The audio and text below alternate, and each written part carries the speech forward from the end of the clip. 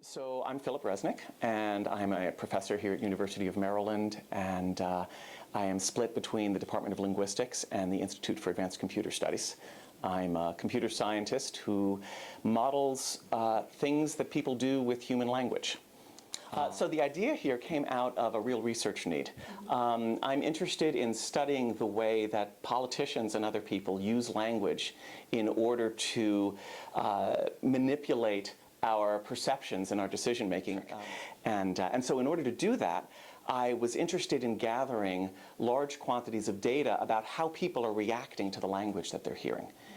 And so where this went was developing a technology platform that has an interface that runs on people's smartphones and allows people to do traditional questionnaire stuff, but also to react in real time to what they're hearing in a very intuitive, natural, easy way, and a back-end technology where the data goes that can collect this up on a really large scale and map it accurately in terms of the timing to the things that people are hearing. So, here it is on my phone, and the basic interaction is really very simple. This is the screen for real-time reactions during the first presidential debate.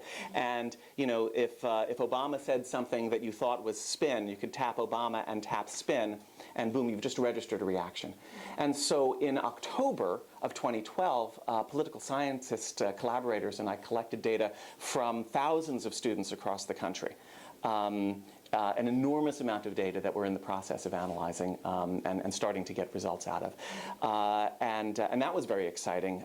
It produced, among other things, this kind of chart, which shows you the debate and spikes of reaction in response to specific statements that were being made. Along with, of course, under the hood, all the demographics and issue preferences and voting preferences about the people so that you can break things out. And most recently, in February, I partnered with Frank Magid Associates, which is a well-known consumer media research firm, looking at reactions to Super Bowl advertisements. And there, without much work, we had 400 people across the country. That could just as easily have been 4,000 or 40 or 400,000. And so where I see this heading at its most ambitious is it is a way to enable everybody's voice to be heard when we're talking about a large-scale shared event, and everybody's voice to be registered in a way where we understand the data that we're getting. Ultimately, the goal here is to tap into the trend of TV turning into a two-way experience and produce a platform that enables the broadest possible set of people to be reacting and being heard in ways that we at the other end can analyze and understand. Hi, I'm Rama Chalapa, a professor in the Department of Electrical and Computer Engineering of the A.J. Clark School of Engineering at University of Maryland. This invention is something I did with a student of mine, a PhD student, Dr. Jayshankar Pillai, and a visiting researcher from Spain, Maria Portas. We have been working on iris-based human authentication for a number of years. You may ask, what is an iris? Most people are familiar with fingerprints, right, or faces, or how a person walks, known as gait, or a speech, and so on. These are the standard biometrics that are used to authenticate a person. And of all these various biometrics that are available, iris has always been seen as a very stable biometric signature. Iris is this protected internal organ in each eye, just behind the cornea. So they have some kind of a texture patterns that are very unique, that will help authenticate a given subject.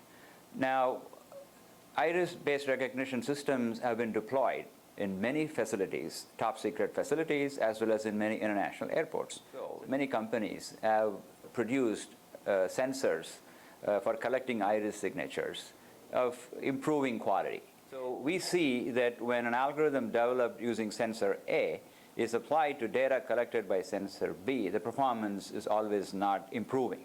So that we need some method by which we can adapt the algorithms for new sensors.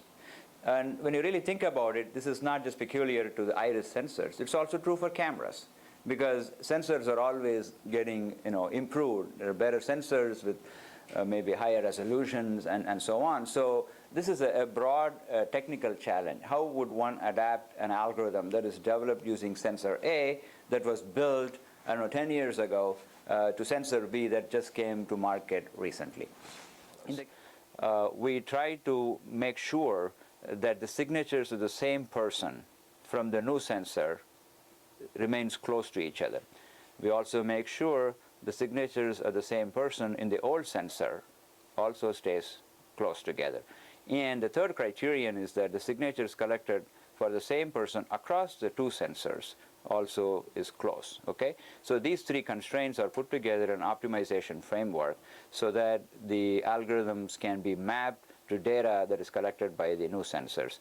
Now, what are the advantages of that? As new sensors are collected, are built, we don't have to enroll all the subjects again using the new sensor, especially if you have tens of millions of subjects who have been enrolled using the old sensor.